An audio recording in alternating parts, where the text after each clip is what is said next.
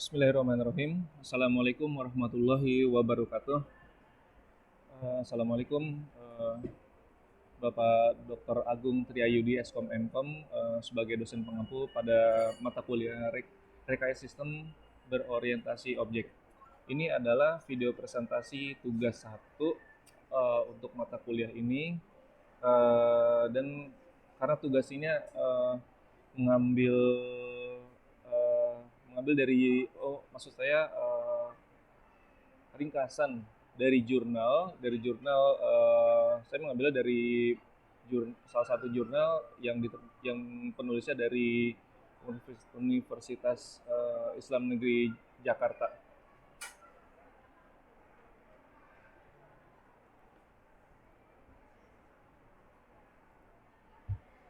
Ringkasan jurnal mengenai development process with UML. Ini adalah tugas saya yang Pak Dr. Agung berikan. UML yaitu Unified Modeling Language.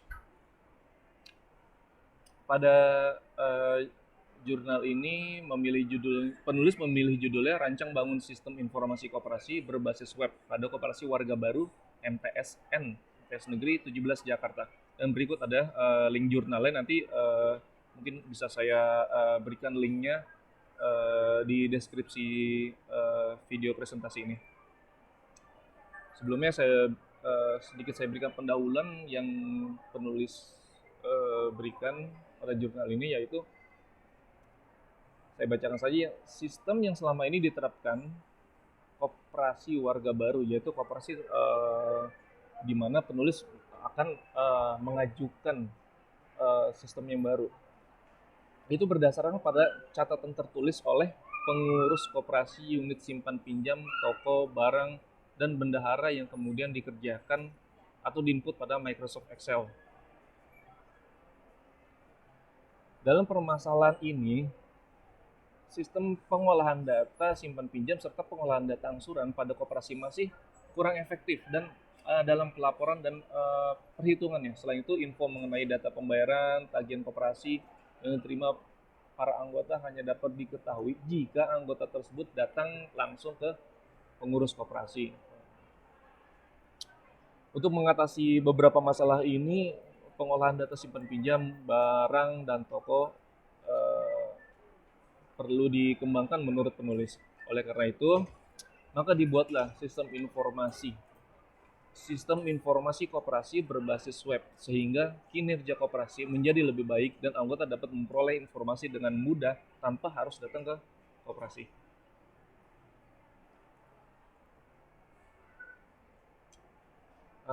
Baik, selanjutnya untuk pendahuluannya, tugas ini ringkasan yang ada kaitannya atau ada pembahasan mengenai UML. Saya langsung pada poin UML nih ya Pak ya. UML sendiri itu sebelumnya tadi sudah saya sedikit bacakan. Unified Modeling Language adalah bahasa pemodelan untuk sistem atau perangkat lunak yang berparadigma berorientasi objek atau object oriented. UML ini menyediakan bahasa pemodelan visual yang memungkinkan bagi pengembangan sistem untuk membuat cetak biru atau blueprint dari visi mereka dalam bentuk yang baku, mudah dimengerti, serta dilengkapi dengan mekanisme yang efektif untuk berbagai sharing, mengkomunikasikan rancangan mereka dengan yang lain. Dan UML juga dapat didefinisikan sebagai suatu bahasa standar visualisasi, rancangan pendokumentasian sistem, atau dikenal juga dengan bahasa standar blueprint pada sebuah software, yang mana diharapkan mampu mempermudah pengembangan software pada RPL dan memenuhi sebuah kebutuhan pengguna dengan efektif, lengkap, dan tepat. Contohnya untuk faktor-faktor scalability, robustness, security, dan sebagainya.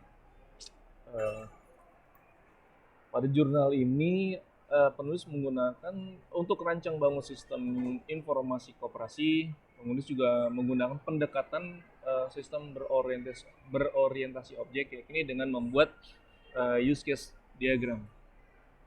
Berikut adalah tampilan use case diagramnya.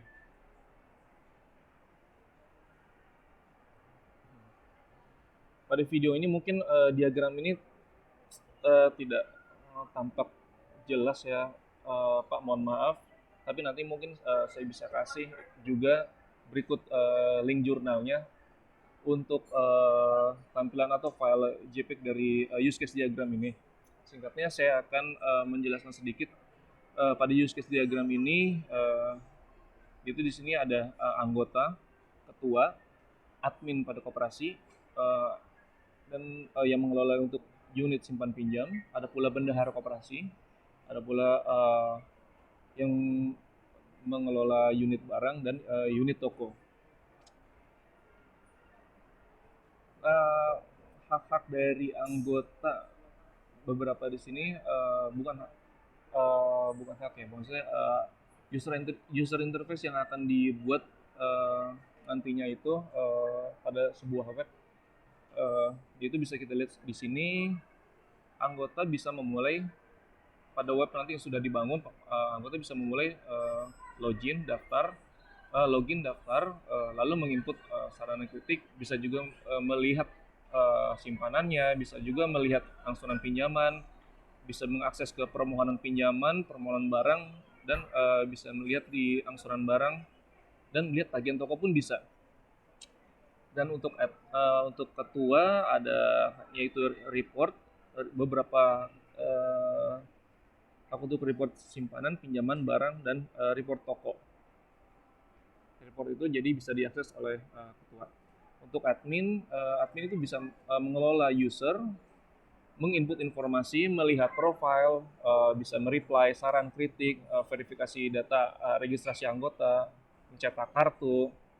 Dan untuk unit simpan pinjamnya pun terhubung langsung dengan anggota melalui input simpanan, input penarikan simpanan, dan input angsuran pinjaman yang akan masuk melalui